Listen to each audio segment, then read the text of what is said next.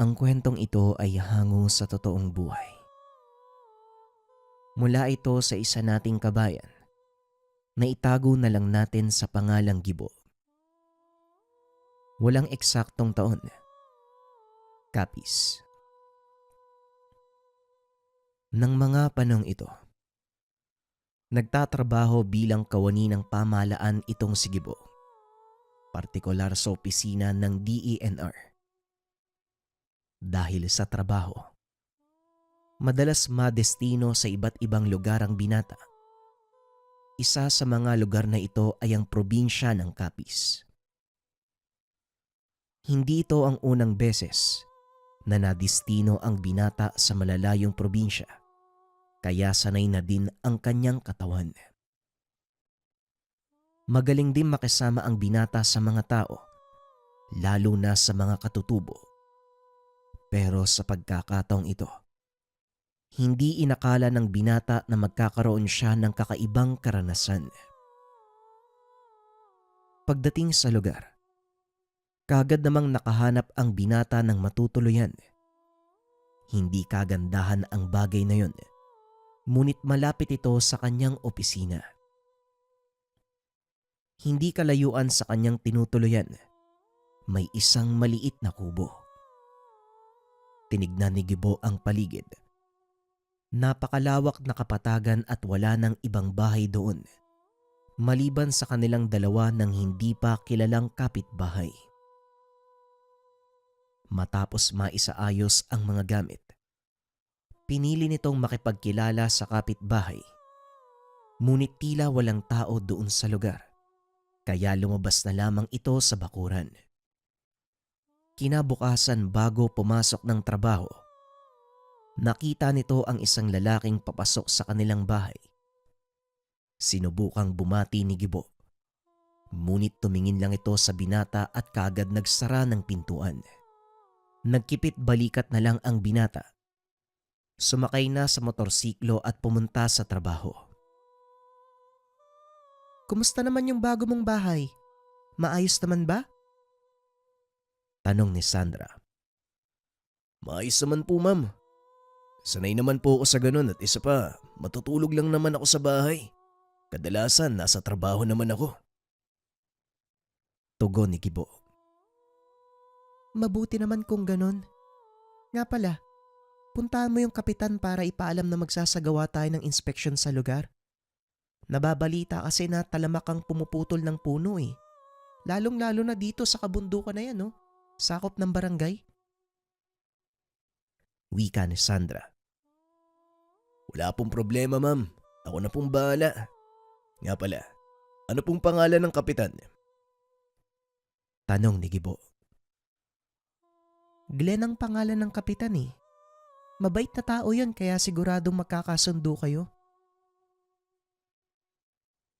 Matapos ang pag-uusap ay kagad nang lumakad ang binata. Pagdating sa barangay hall, saktong palabas ng kwarto ang isang lalaki. Mahaba ang buhok nito. Halos puti na. Kagad lumapit ang binata upang magtanong. Magandang umaga po. Kayo po ba si Kapitan Glenn? Tanong ni Gibo. Oo, ako nga. Malamang ikaw yung sinasabi ni Ma'am Sandra na pupunta dito para mag-inspeksyon, ano? Tugon ni Kapitan Glenn. Paano nyo naman po nalaman? Bata, nakalimutan mo bang naka-uniforme ka? Kitang-kita sa'yo, oh. Napakamot ng ulo ang binata. Nakalimutan nitong nakasuot siya ng uniforme. Kinausap nito ang kapitan tungkol sa mangyayaring inspeksyon. Sumang-ayon naman ito dahil alam niya ang nangyayaring anomalya sa lugar. Habang nag-uusap, napadaan ng kapitbahay ni Gibo. Tinanong niya ang kapitan tungkol dito. Kap, ano nga palang pangalan ng taong yun?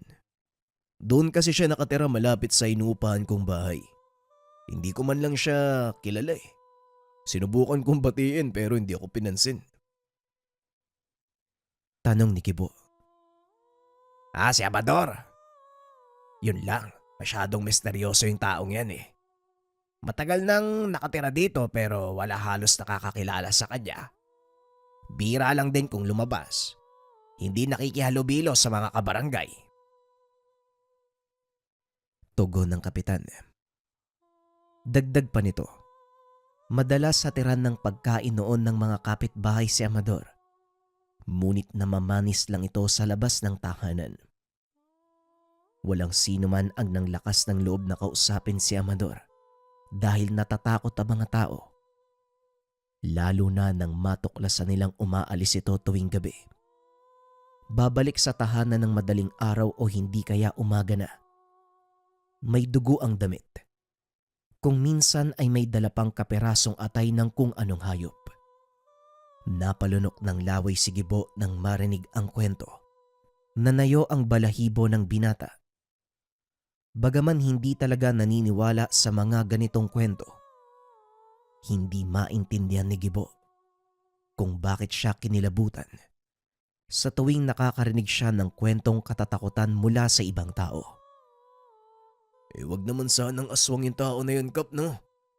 Kapag nagkataon, baka biktimahin ako nun eh. Ako pa naman yung pinakamalapit sa kanya. Wika ng binata. Pinagtawanan siya ng kapitan. Aswang baka mo, walang kanod dito. Hindi aswang yan si Amador. At kung meron mang aswang sa ibang baryo, makita lang nilang naglalakad yan si Amador.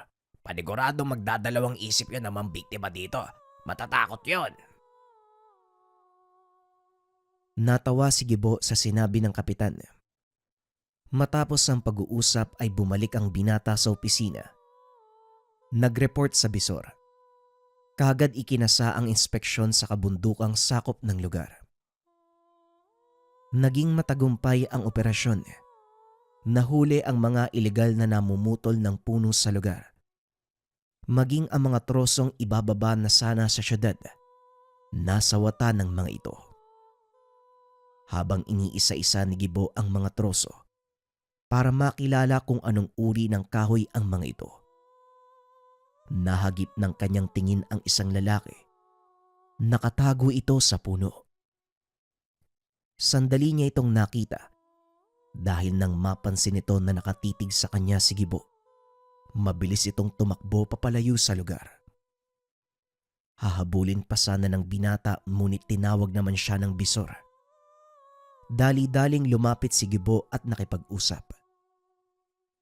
Gibo, maghanap ka nga ng taong magbabantay sa mga troso. Hindi natin mahakot lahat yan, no? Papalubog na ang araw. Napakahirap pa ng daan pababa ng bundok. Ito naman kasi mga taong to. Bakit dito pa naisipang mamutol ng mga puno eh? Wika ni Sandra. Sige po ma'am, ako na pong bahalang maghanap na magbabantay sa mga troso. Tugon ng binata. Muling kinausap ni Gibo ang kapitan upang maghanap ng pwede nilang bayaran para magbantay. Ngunit sa kasamaang palad, walang interesado sa mga kalalakihan sa barangay. Nako, paano ba yan, sir? Wala tayong pwedeng pakiusapan. Wika ni Kapitan Glenn. Matapos pakiusapan ang mga kalalakihan ng kanilang barangay. Hindi ko din alam, Kap eh. Pag nalaman ni Mang Sandra na walang magbabantay dito, paniguradong magagalit yun. Ako malilintigan. Tugon ni Gibo. Malamang ganyan nga yun, sir. Mukhang strikta pa naman si Ma'am Sandra. Siguro ganito na lang. Ano sa tingin mo kung tayong dalawa ang magbantay? Magsasama na lang ako ng 2 tanod, basta ikaw nang bahala sa kanila. Muling wika ni Kapitan Glenn. Wala nang pagpipilian, kaya pumayag na ito sa alok ng kapitan. Nang magkasundo ang mga ito, bumalik sila sa kapatagan upang maganda ng mga dadaling gamit. Matapos ay kaagad silang bumalik sa kabundukan, nagsagawa ng maliit na siga. Naupo ang mga ito paikot sa apoy at masayang nag-usap. hanggang sa madako ang usapan tungkol kay Amador. Napag-alaman ni Gibo na kilala ito ng isa sa mga tanod. Ayon dito, hindi orihinal na taga doon si Amador. Mula ito sa karatig bayan ng Dao. Nanirahan sa lugar, kasama ang kanyang asawa at mga anak. May maliit na sakahan sa paanan ng kabundukan at ilang alagang hayop. Naging masaya ang kanilang pamumuhay. Madalas ding makihalubilo itong si Amador sa mga kabarangay. Ngunit nabago ang lahat ng ito nang sabay na mamatay ang kanyang mag-ina sa hindi malaman na dahilan.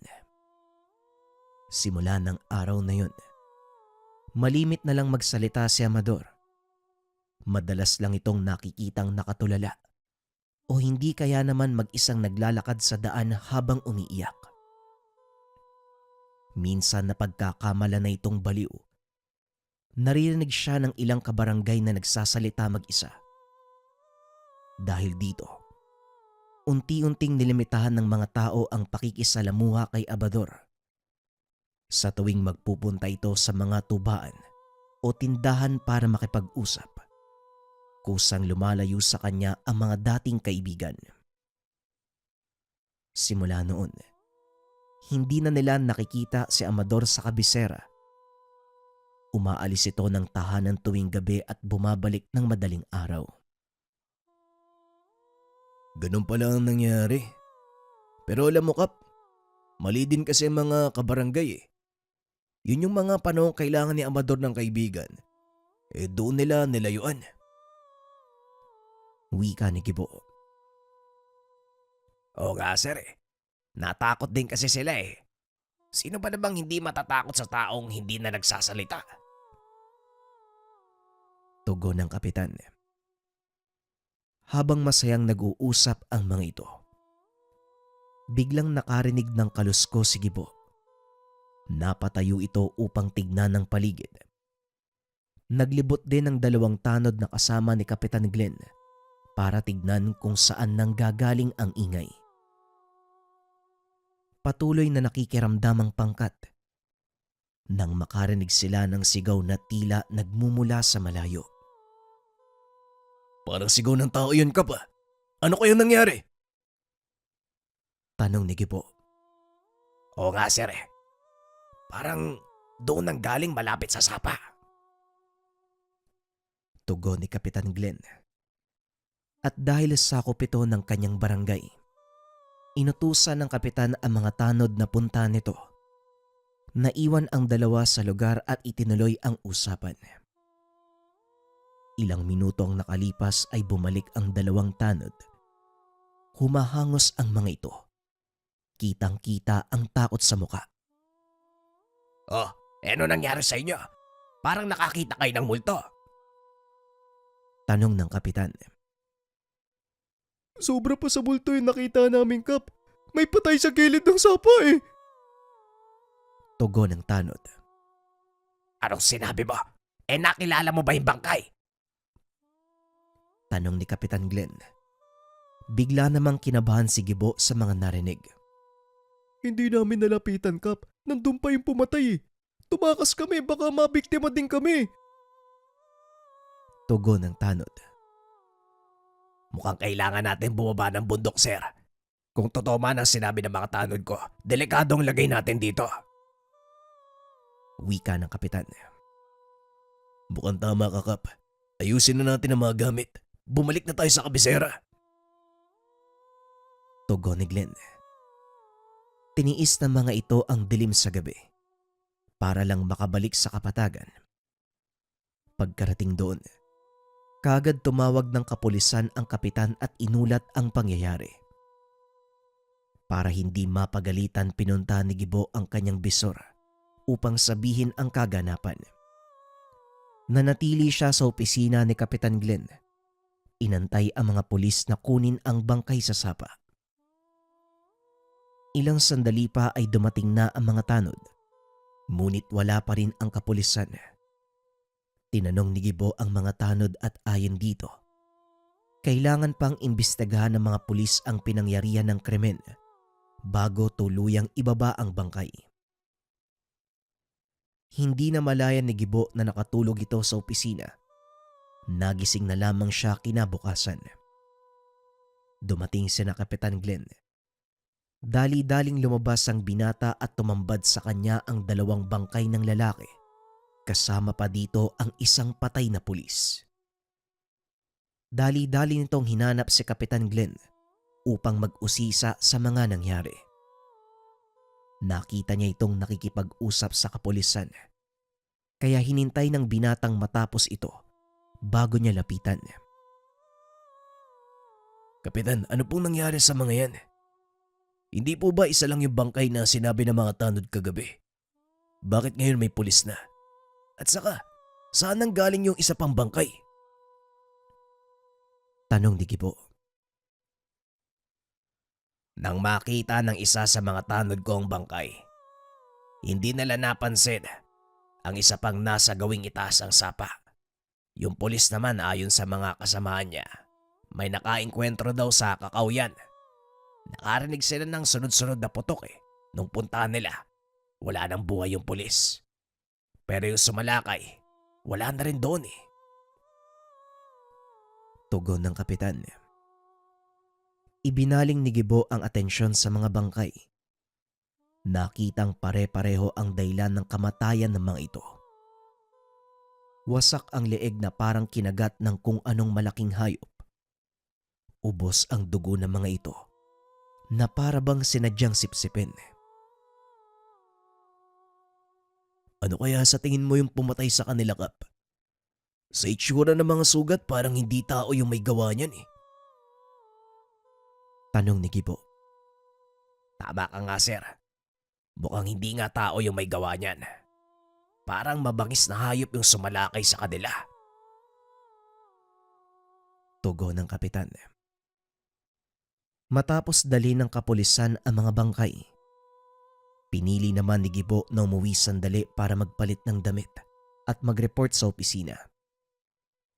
Saktong sumasalo siya ng tubig sa balon. Nakita niya si Amador.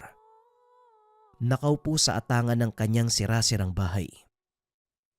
Nakabukas ang mga palad. Nakatapat sa kanyang bibig na parang may kung anong binabasa. Napansin ng binatang nakapikit ito. Inisip na lang niya na baka totoo nga ang sinabi ng kapitan. Wala na ito sa hustong katinuan. Habang lumilipad ang isipan, hindi nito napansing nakatingin na pala sa kanya si Amador. Nakabalik lang ito sa ulirat nang makitang naglalakad ito papalapit sa kanya. Hindi alam ni Gibo ang gagawin ng mga sandaling iyon. Nanatili siyang nakatayo. Hinayaan ng sariling pangunahan ng takot. Huwag kang babalik sa kabundukang yun. Huwag mong ibuwis ang buhay mo para sa mga trosong naroon. Wika ni Amador. Laking pagtataka ni Gibo sa mga sinabi nito. Kaya naman naglakas loob siyang kausapin ang lalaki. Teka, sandali lang. Amador yung pangalan mo, di ba? Paano mo nalaman na nandun ako? Huminto sa paglalakad si Amador. Nilingon ang binata. Basta, sundin mo na lang ang sinasabi ko kung ayaw mong matulad sa mga taong yun. Tugon ni Amador. Ang tinutukoy nito, ang mga bangkay na natagpuan sa sapa. Hindi na muling nakapagsalita si Gibo. Dali-dali nang umalis ang kausap. Hindi niya naman masyadong binigyan ng pansin dahil mahuhuli na siya sa pagpasok. Pagkarating sa opisina, katakot-takot na tanungan ang dinanas ng binata mula sa mga kasamahan. Pasensya ka na, Gibo kung nalagay sa panganibang buhay mo. Mabuti na lang nakababa kayo kaagad Wika ni Sandra. Opo nga, mami. Delikado pala sa lugar na yun. Kaya pala maraming takot na pumunta dun eh. Tugon ni Gibo. Yun nga ang dahilan eh. Kaya sinasamantala ng mga magtuturoso ang sitwasyon sa lugar. Matagal nang usap-usapan na may nilalang na gumagala doon at pumapatay ng mga tao. Muling wika ng bisor. Buong maghapong nanatili si Gibo sa opisina. Matapos ang oras ng trabaho, nagpa siya itong umuwi. Pagdating sa tahanan ay nakita nito si Amador. Naghahanda itong umalis. Bit-bit ang hindi malamang kagamitan na nakasilid sa sako. Nabalot ng kuryosidad si Gibo, kaya naman sinundan niya si Amador. Marahang naglakad ang binata. Pinanatili ang tamang distansya kay Amador para hindi siya mahalata. Napahinto si Gibo dahil sa manakanakang paglingon ng sinusundan. Hanggang sa mapansin nito, pumasok sa kagubatan si Amador. Medyo nahirapan si Gibo dahil napakaraming nagkalat na tuyong dahon. Kaunting pagkakamali lang ay maaari siyang marinig ng sinusundan. Huminto si Amador. Naupo sa isang putol na puno. Hinawi nito ang mga dahon sa lupa at gumawa ng siga. Hindi gaanong makita ni Gibo ang ginagawa nito, kaya naman napagpasya niyang lumapit. Ngunit sa kasamaang palad, hindi makakilos ng maayos ang binata dahil sa mga tuyong dahon na nagkalat. Mabuti na lang umihip ang malakas na hangin na naging dahilan ng pagkaluskos ng mga puno sa paligid. Kinuha ng binata ang pagkakataon upang makalapit kay Amador. Nang mga sandaling iyon, inilabas ang mga kagamitang nasa loob ng dalang sako. Nanlaki ang mga mata ng binata dahil puro sandata ang laman nun. Halos 3 dipa na lang ang layo sa pinagkukublian niyang puno. Kaya sa isang maliit na kaluskos lang, alam niyang matutunugan siya ng sinusundan. Inayos ni Amador ang dalang sandata. Saka pa lamang napagtanto ni Gibo na isang pana ang dala nito. Laking gulat ng binata dahil biglang napatingin sa kanya si Amador. Natatakpan ng makapal na damo ang pinagtataguan ng binata, kaya kampante siyang hindi makikita. Sandaling nanatili ang tingin ni Amador sa kanyang kinaroroonan. Muling itinuon ng pansin sa ginagawa.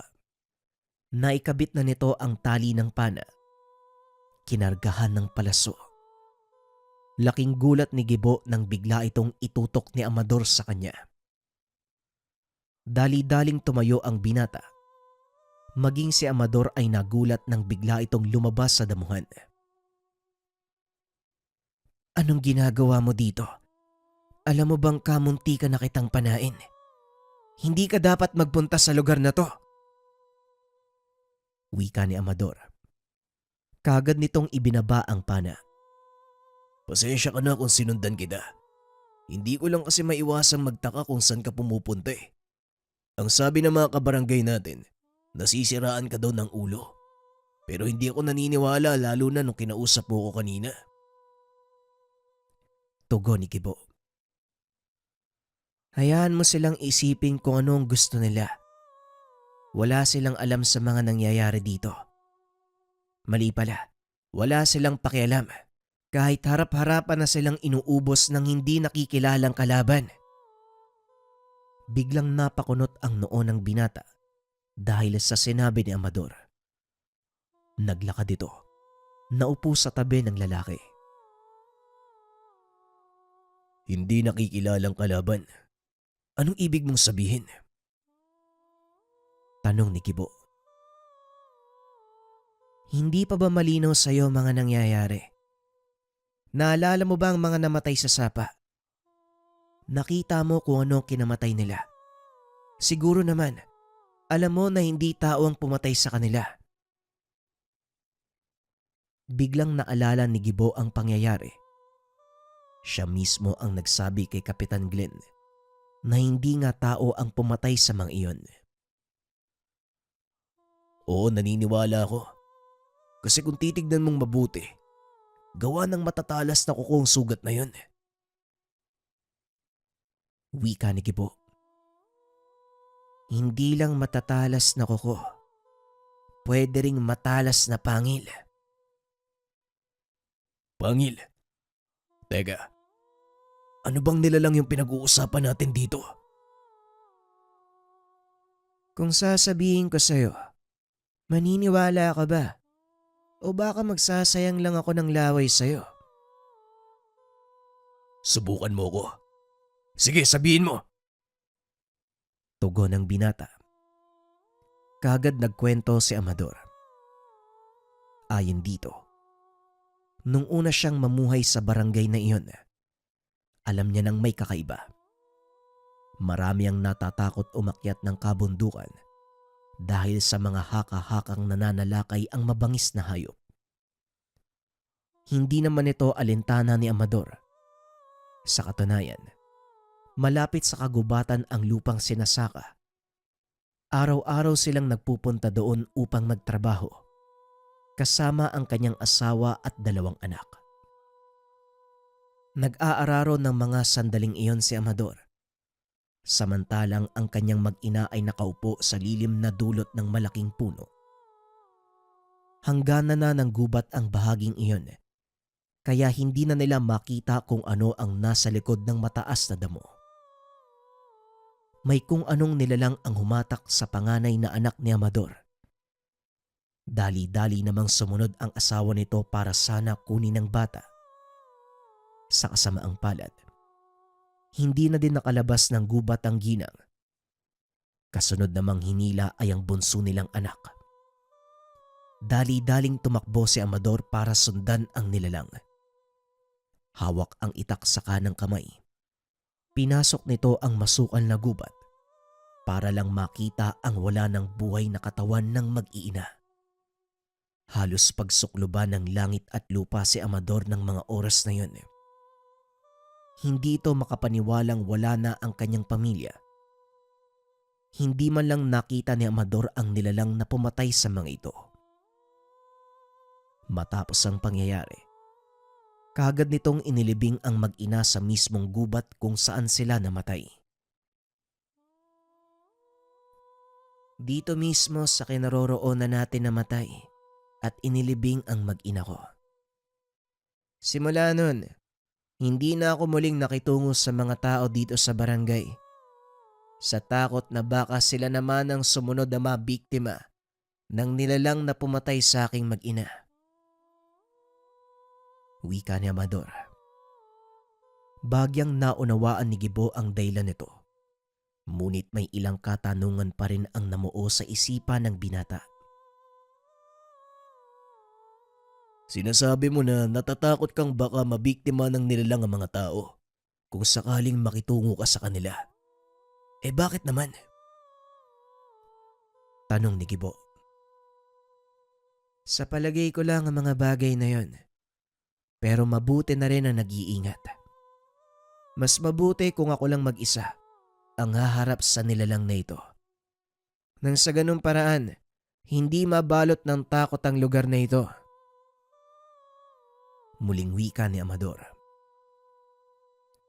Kaya ka ba nandito dahil tinutugis mo ang nilalang? Muling tanong ng binata. Tumango naman si Amador at sinabing hindi siya titigil hanggat hindi napapatay ang nilalang na kumuha ng buhay ng kanyang mag-ina.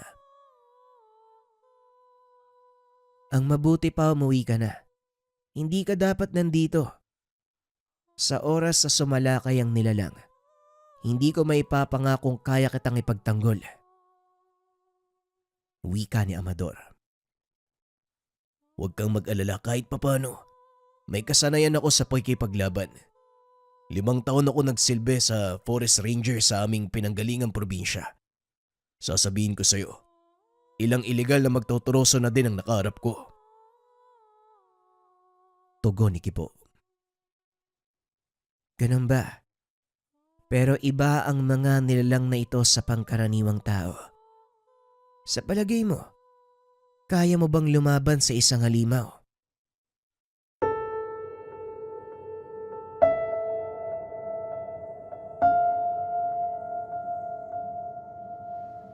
Magandang gabi mga kabayan. Paantay na lang mamayang 8 p.m. ang finale ng ating kwento. Kung sakaling nagustuhan nyo, comment din kayo. Maraming salamat.